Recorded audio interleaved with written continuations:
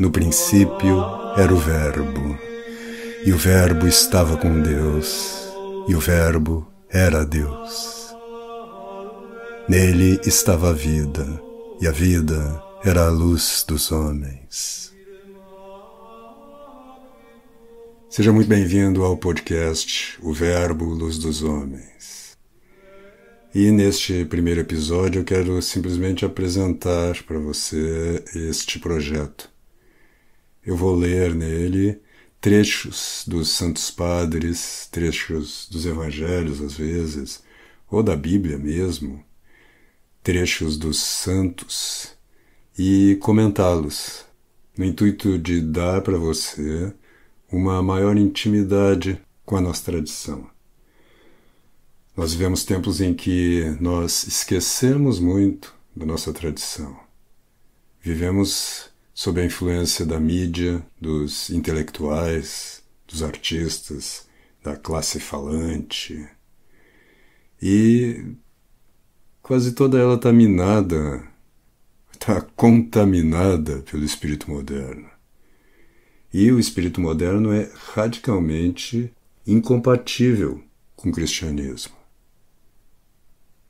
Não é que a modernidade como um todo, a sua realidade material, vamos dizer assim, seja incompatível, mas a cosmovisão da modernidade, aquele sistema de imagens, sentidos, ideias sobre o mundo que habita a alma das pessoas, a sua cosmovisão, é nele que elas absorvem as coisas.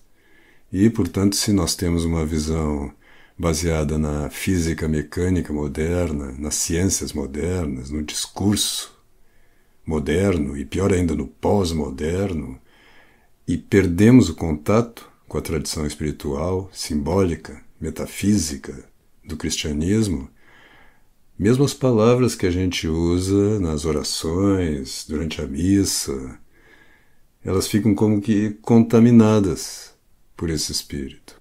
São abarcadas por ele. Então nós temos que fazer um movimento inverso, vamos dizer assim. Nós temos que ampliar o nosso conhecimento sobre o cristianismo de tal maneira que possamos abarcar a cosmovisão moderna e transcendê-la. Quer dizer, dar a ela o seu verdadeiro lugar, seu lugar justo. Tudo aquilo que é verdadeiro vem de Deus, como dizia o São Tomás. Então não é que nós tenhamos que negar a realidade contemporânea como um todo. De maneira nenhuma. O próprio fato de eu estar aqui falando com você, através de um meio eletrônico, talvez você esteja escutando isso no seu celular ou no computador, já é prova de que há muitos elementos positivos e ricos na modernidade. O problema é o sentido que eles tomam quando a nossa visão se reduz ao materialismo contemporâneo, ao racionalismo, ao humanismo que nos foi transmitido pela Renascença e que forjou o mundo moderno, o Ocidente moderno. Então a ideia aqui é que a gente pegue os Santos Padres, particularmente, Santo Agostinho, São Tomás, São João Crisóstomo, São Bernardo, e não só os Santos Padres, mas os santos também, Santa Teresa, Santa Teresinha, São João da Cruz, um Padre Pio, e também os grandes comentadores da tradição, como um Padre Antônio Vieira, um Bossier, etc. E convivamos com eles, com a visão que eles têm de mundo, porque eles sim estavam plenamente inseridos na igreja como corpo de Cristo. A palavra igreja vem de eklésia no grego, que significa não só uma reunião de pessoas, mas aquelas reuniões que são feitas ao chamado de alguém, que são convocadas. Ora, todo cristão é convocado pelo Cristo, é chamado por ele. A gente vê isso nos Evangelhos. Cristo encontra São João e diz, segue-me. Encontra São Pedro e diz, agora tu serás pescador de homens. E ele chama a todos nós somos chamados.